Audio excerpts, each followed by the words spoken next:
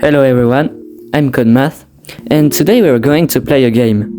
I'm going to ask you to take a number between 1 and 10. Now, once you have your number, I want you to double it, then add 4, divide everything by 2, and subtract your number. I can now say with certitude that your result is 2. Now, how was that possible? The secret behind that guess was functions. So basically, I want you to think of functions like a coffee machine.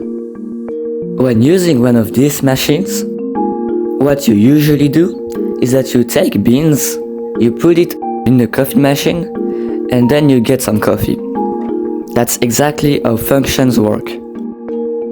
We could say that the input was the beans and that the output was the coffee that was produced.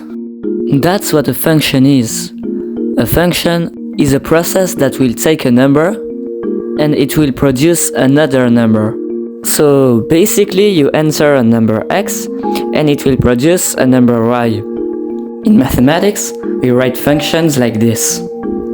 f of x is equal to 2x plus 1, where f of x is the name of the function and 2x plus 1 is the rule of the function. So what we do is that we choose a number x, for example 5, and then we'll follow the rule of the function. So if you have 2 plus x, you choose a number x and then you add 2 to it. If you remember the last video, you can tell that x is a variable, since you can choose his value. And when we are using functions, we always put the variable between parentheses. But how do function works? So let's take our first function, f of x equal to 2x plus 1. We'll choose whatever number we want, so we'll choose 3. And what we have to do is replace x by 3.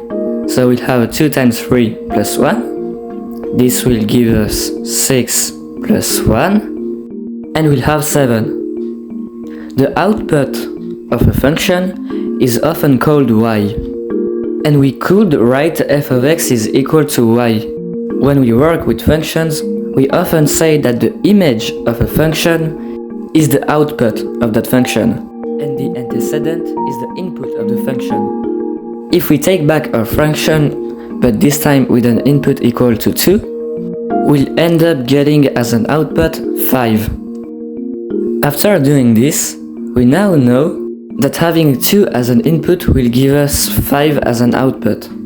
We can now say that 2 is the antecedent of 5 and 5 is the image of 2. But sometimes, when using functions, we'll have to encounter some restrictions. This is the concept of domain and range. The domain is basically all the possible inputs you can use. And the range is all the possible outputs you can get. So in this case, they're all real, you can use any value you want.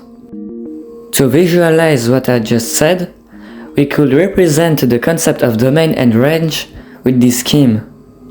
The problem is, when you have to work with certain functions, you cannot give x any value you want.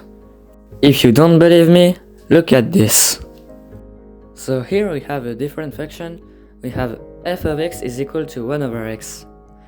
And what we can see is that we cannot set x to 0, since it will give us 1 over 0, and we know that division by 0 is absolutely forbidden in mathematics. And also the output cannot be 0, since this function cannot produce a 0. We then say that the domain and range of this function is restricted. And trust me, this isn't the only function that is restricted. Because of that restriction now, we can't really put 0 either in the domain or the range circle in that scheme, so we'll have to take it out. Square roots also have restrictions, because x cannot be negative, since we'll have an imaginary result, which we'll talk about later. and the output has the same restrictions as the domain here. Now, could you tell me the domain and range of the function down below? So now I will give you the answer. You can use any value of x you want, except 5, and for the range, you just can get 0. Now, one of the main things we do when we study functions is that we make tables to record the evolution of the inputs and outputs.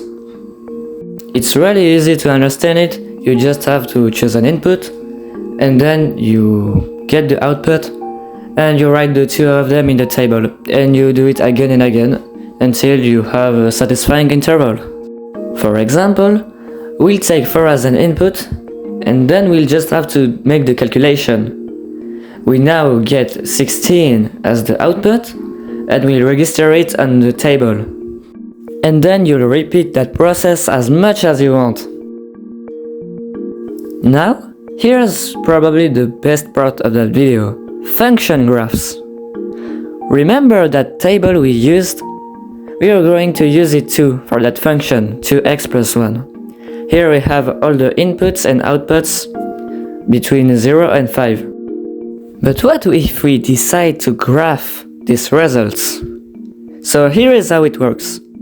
For the horizontal position, we'll use the inputs, and for the vertical positions, we'll use the outputs. For example, if we take an input 2, we'll place a point, 2 points on the right, and if the output is 4, we'll put the point 4 units up. Now, as we're graphing, we can see that these points are making a certain motif. They are doing a straight line. And this is a very common thing among linear functions. Based on the graph of a function, we can make function families basically. If a graph is a straight line, we can tell that the function is a linear one. If it has the shape of a parabola, it is a quadratic function.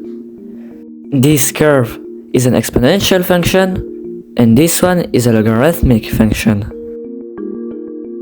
And this wave-like curve is a trigonometric function. But we still have one question left. Why do we use functions? And I'm going to give you a little view of the use cases of functions. For example, when we'll have a better level, we'll work with analysis, where we'll have to calculate rates of changes, or integrals, which are areas under a curve. So here's the end of the video. I hope you liked it. Don't forget to subscribe, and thank you for watching.